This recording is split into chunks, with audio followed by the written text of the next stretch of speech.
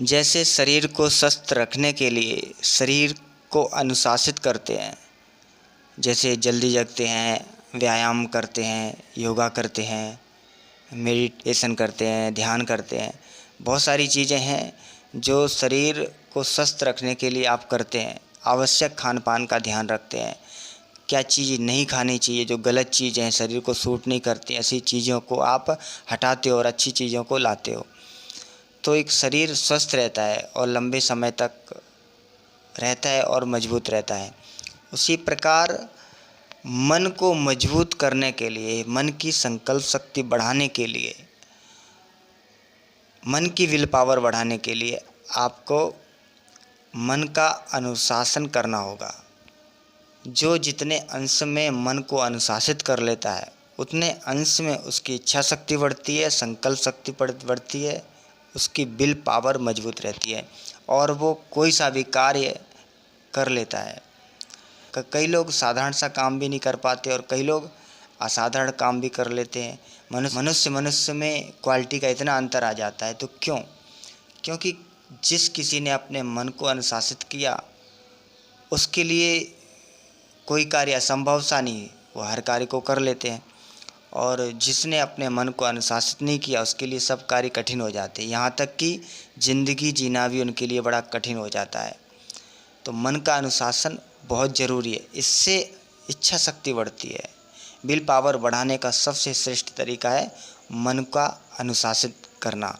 इसलिए हमारे ऋषियों ने कोई भी रचना के मूल में मन का अनुशासन रखा हुआ है,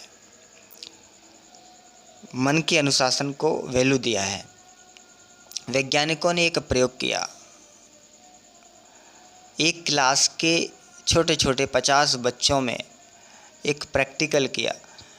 50 बच्चों को एक एक चॉकलेट दी और उनको कह दिया कि ये चॉकलेट अभी नहीं खाना, 15 मिनट बाद में आऊँगा, फिर उसको खाना, फिर तुमको कोई ना कोई गिफ्ट दूंगा।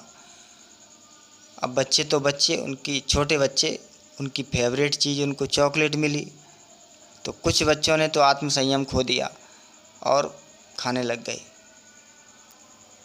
कुछ बच्चों ने 5 मिनट तक धैर्य रखा, कुछ बच्चे 12 मिनट तक गए और कुछ बच्चे जब प्रोफेसर साहब 15 मिनट बाद आए उसके बाद उन्होंने चॉकलेट खाई।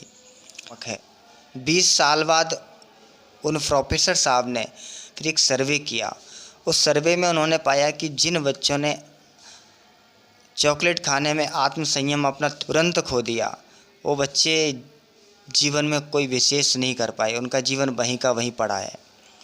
वो नौकरी के लिए दर दर घूम रहे हैं, बेरोजगार बने, उनके जीवन में कई प्रकार की समस्याएं भी हैं। लेकिन जिन्होंने कुछ संयम रखा, 5-7 मिनट तक भी संयम रखा, उनके जीवन में कुछ अच्छा हो रहा है, उनके जीवन में कुछ उन्होंने जिम्मेदारियों को संभाला है, कुछ बेहतर हैं वो उन बच्चों की अपेक्षा। लेकिन जिन्होंने पूरे 15 मिनट तक अपने आत्म संयम को बनाए रखा, प्रोफेसर साहब जब आए, जब उन्होंने चॉकलेट खाई, तो उन बच्चों के जीवन में उन्होंने देखा कि बहुत ही चमत्कारिक रूप से उनका विकास हुआ।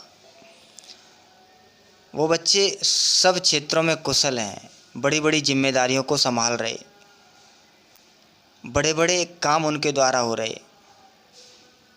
तो उन्होंने पाया कि जिन बच्चों में आत्म संयम होता है, एक सद्गुण होता है, उन बच्चों का जीवन आगे चल कर के बहुत उन्नत होता है, महकता है।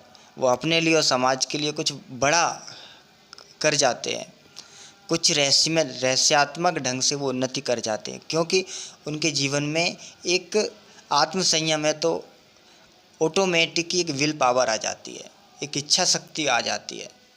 तो वो जो चाहते हैं, जिस काम में हाथ डालते हैं, उनका काम सफल हो जाता है और आगे सफल हो जाते हैं। मित्रों, जीवन में आगे बढ़ना है, जीवन में उन्नति करना है, तो आत्म संयम, और आत्म संयम से आती है इच्छा शक्ति। ये बड़ी ही महत्वपूर्ण है।